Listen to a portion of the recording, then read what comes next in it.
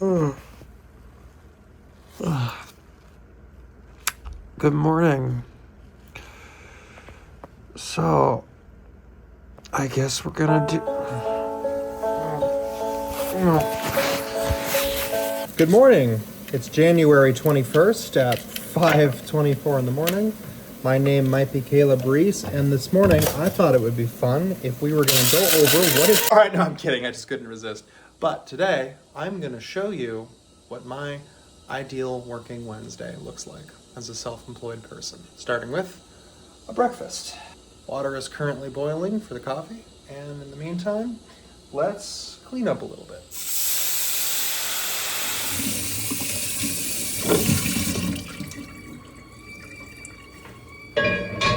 Toss a little oil on just to gently recoat it so that way it's nice and protected from the elements.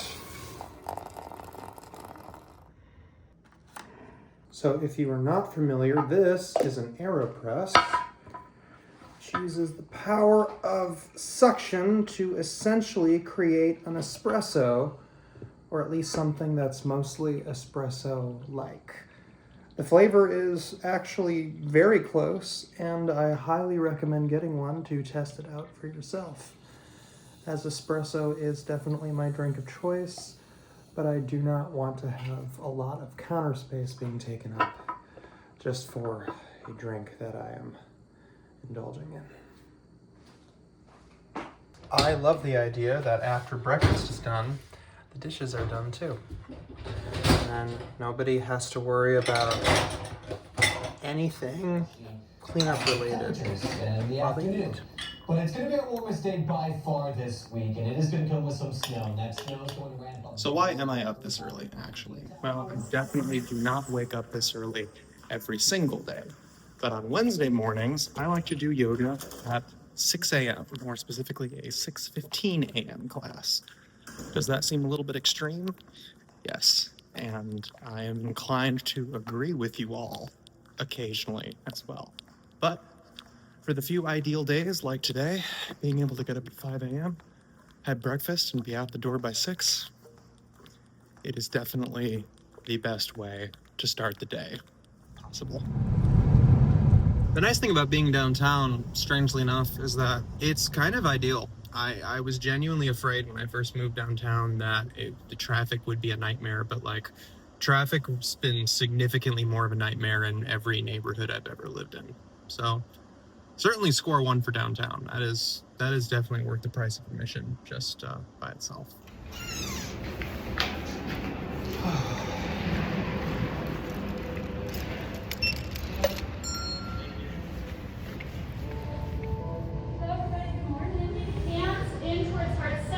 More grounded. Now we'll start to bend into the front knee. Shift the weight over the front foot. Back leg floats. So we're trying to keep inner edge and outer edge of the standing leg engaged and even. So practice inner edge, outer edge of foot is pressing down. Inner edge, outer edge of thigh. Pausing in gratitude for this healing practice of yoga. This practice that comes from India. Yeah, if you can swing it, it is an excellent way to start the day.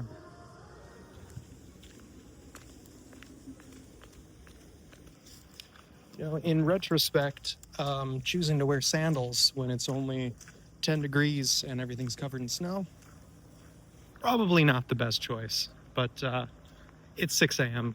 What do you want? Brains aren't working. You just gotta go with it. So on the way back, I always like to take the river home. Nice little post-relaxing jaunt. It's what we do to keep sane, especially right now. Now, if it were spring and summertime, I would absolutely be biking to and from yoga. But it is winter, and it is currently 10 degrees out, and there is no way in hell I am biking in 10-degree winter. Not again. 7:30, just getting home, and I did not work up that much of a sweat. So I won't necessarily need to take a shower, as I did that last night. I will be able to just change clothes and get straight to working. My place is Skyway connected, which is great, because that means if I want to find a place to work, I can do so without ever going outside. Fantastic in the wintertime. I do this because I like to keep home and work separate, just to, not go completely insane at home, sitting in front of a computer forever, as I've done many, many times in my life. So we're gonna go take a seat in one of my favorite spots to work in the morning and get to it.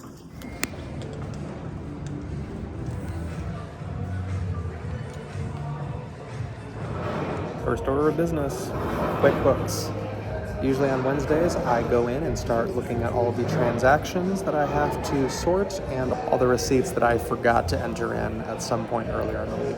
Every single one of these transactions needs a receipt to be associated with it. It needs to be put in its specific category, so that way I know how much in taxes I need to pay, and then I need to check my other spreadsheets to make sure that I not only have all my invoices accounted for, but that they have all been paid in a timely manner. You have to be organized when you're self-employed, because if you're not organized, you will not only lose your money, figuratively and literally, you will not be able to survive. And I've been doing this for 9 years now. Also, this is decaffeinated. Come on, I'm not gonna be going crazy here.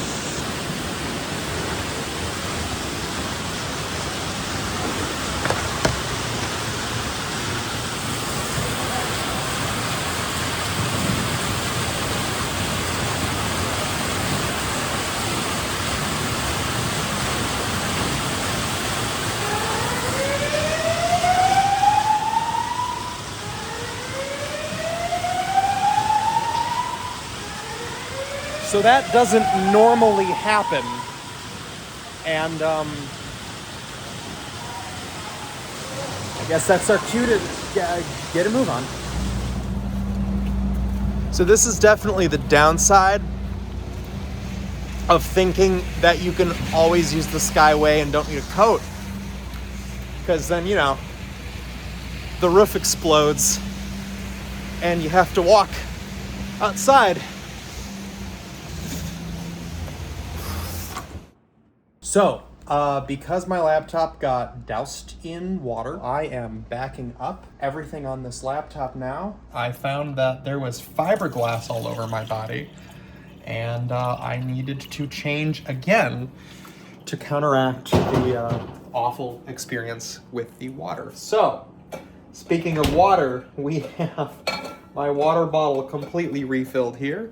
And we have a lunch. I am putting the finishing touches on. There we go. On the upside, the backup has gone very well. So,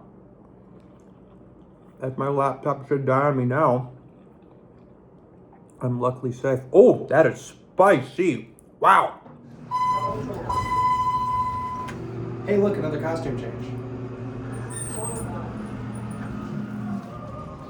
Ah, Guinness! Yes, they're fine. It's time for an afternoon diversion with my favorite dog friend. He's very busy right now. I swear he's very entertaining. But well, hello! Oh God!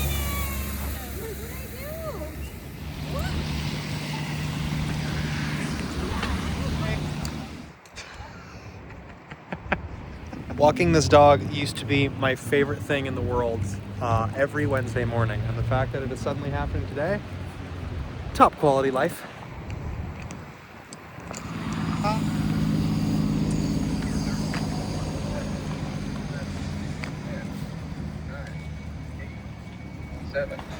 Well, that was wonderful. That was everything I could have hoped for and more. She's like, you don't want to sit down? All right. So usually from noon until around 5-ish, I am down here in the 6th floor lounge area with coffee and tables and power and some of my favorite co-workers ever. I had to take a bunch of pictures of different fixtures and how to find the CPUs on them. It sounds more complicated than it is. Doesn't sound more complicated, it just sounds kind of tedious.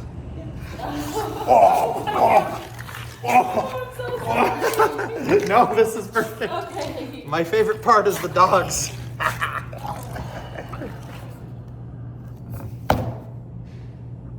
All right. Brain is not working very well, which means You done for the day? Is that what it means? it's at least time for dinner. Others might just prefer their successors, the beloved Monster Marines. But for the motion picture, Robert Fletcher immediately established an intricate visual variance.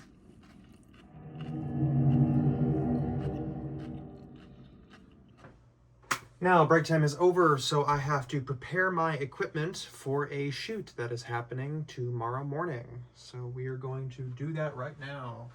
Foldable Magliner Jr. Tripod number 1. Tripod number 2 is thankfully in the car. C-stands right here, where they are. Grip head. Y'all, I got a lot of stuff in this closet. Sometimes I look at all of this stuff and I think to myself, how did it get to this? I was just a strange kid with a camera. So when I'm looking through all of my stuff, I have to personally inspect every single item, make sure that it is all indeed included. Every once in a while I rent these out to other people and they are inevitably jostled around, and then I usually can't find what I'm looking for. So that means that all individual pieces need to be looked at, inspected. I have spare lights and cables for almost everything, because if you don't, well, you're basically in a world of pain. But we're not in a world of pain this time, because this light looks pretty good. Looks good. Good. This is all in good shape. Also going to bring along a set of legit film industry extension cables, complete with full-blown branding on them. Even the extension cables in the film industry are very expensive and have to be specially made. My light just died. It's okay. You want to make sure that your power is delivered to your devices safely and securely. And that is why I'm bringing an entire milk crate's worth of it.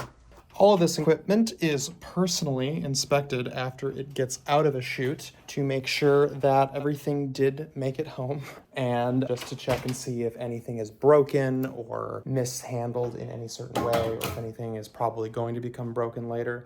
It is definitely a part-time job in itself, just making sure that all the equipment is maintained and working properly. Because when you don't have things that work properly, it makes life much harder for everyone involved. Now I know what you might be thinking.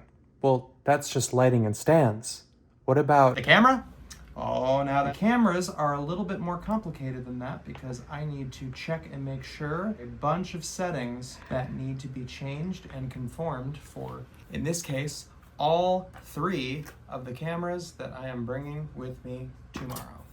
It includes things like clip names, frame rates, all sorts of exciting stuff, which, based on a combination of the client specifications and my own, I create a handy dandy little short list here in order to go off what is required on each and every camera. Simple.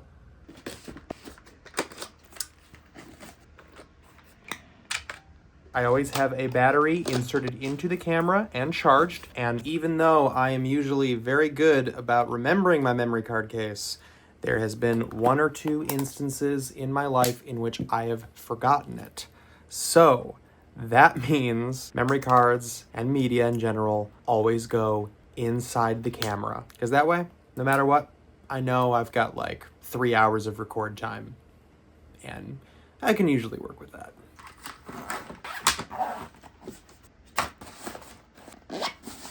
Lenses go in a separate case so that way we can quickly grab them and use them and kind of sling on our shoulder as we go. It's really important to be able to change lenses quickly because, you know, any downtime is time that you are not getting shots. Then I've also got these full manual lenses, which are optically brilliant despite being from the 1970s. These I bring with me now just in case because the newer lenses are fully electronic. These, on the other hand, are just gears and dials. So in the event that something bad happens to a lens, it's always nice to know I have got ones that function perfectly fine. My personal rule now is one lens, always in the camera case, no matter what happens, because if something were to get stolen or misplaced, especially in transport, you suddenly show up to a project with 0 lenses.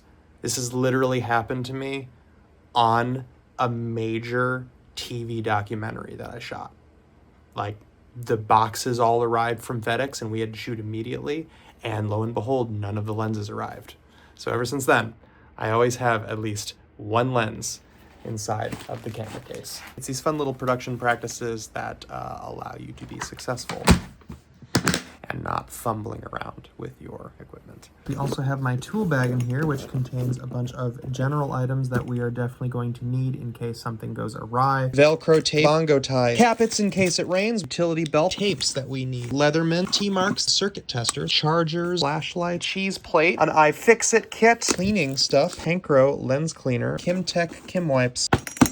Anything goes wrong, you always know exactly where to find it. And just like that, we have our full kit that now we get to take down to the car. Without a doubt, the part I am most grateful for is living in an apartment building where my car is just a simple elevator ride away. I had to do this before in houses where I'd have to wheel all the equipment out into the freezing cold garage, and I definitely do not recommend it if you can avoid it. Even if sometimes the elevator takes a minute to arrive. Oh, here we go.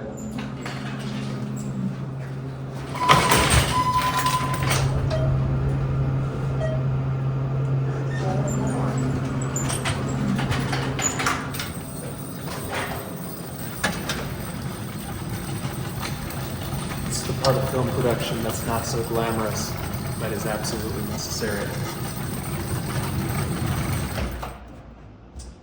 Oh, sweet. The second tripod is indeed in here already, so that is a score 1 for me. And now we play a game of Tetris.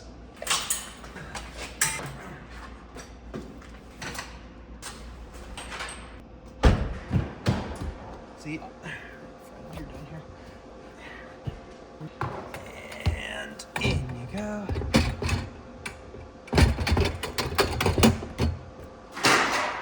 Top shelf of the cart, right in here, and affix it between that. And we gently roll the cart into the back of the vehicle, where it rests nice and safe.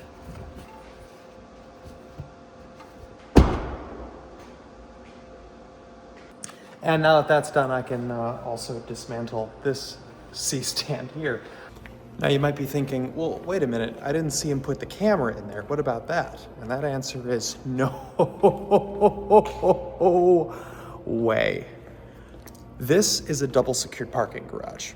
Guest parking, you have to go up through the ramp and you are recorded on cameras entering the ramp. From there, you have to have the resident fob in order to get into this private section, which not only is privately locked off, but also monitored by cameras everywhere. All of the entrances, all the exits, everything is secure, everything is covered. That still being said, we do not risk having something as important as the camera. Because in the unlikely event somebody were to break into that vehicle and take all of the lighting, that would suck. But I do have more lighting equipment. I could certainly make do. Same thing with the stands, although people are very unlikely to steal stands, as I have sadly experienced firsthand when I have had a camera package stolen from my car because I was too tired to bring it in, which is a mistake I will never make again. So the camera package is always with me indoors, and it goes out the door with me when I am getting ready to leave. It also means I can double check in the morning to make sure things like batteries and memory cards are definitely accounted for. Now the same goes for lenses because, fun fact, the lenses are the single most expensive thing in the entire camera package. Each lens at its cheapest runs $1,500 to about $3,000, at least in my package.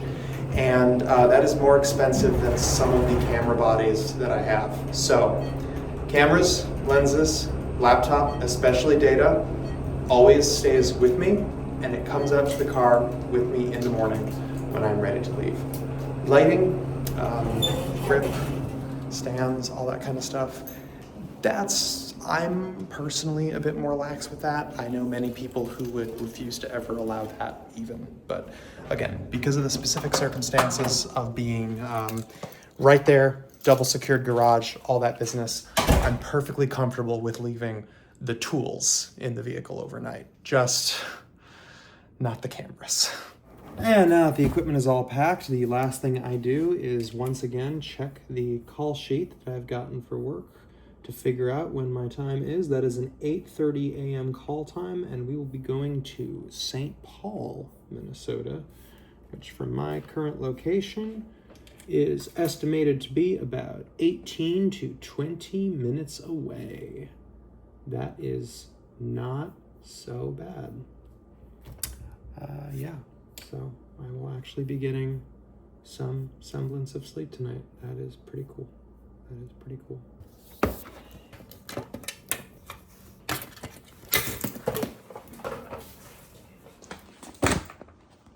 And there you have it. That is a day in the life of me as a freelancer. If you made it to the end of the video, I super appreciate that. Maybe leave a comment and let me know what your favorite part was. I am brushing my teeth and going to sleep because I am very, very tired after today. Thanks for watching.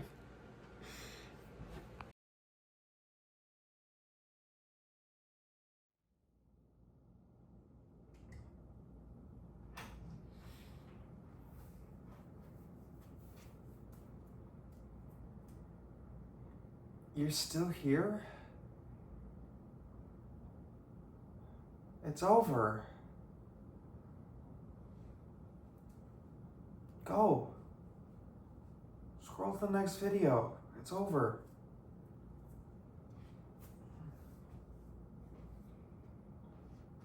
Go.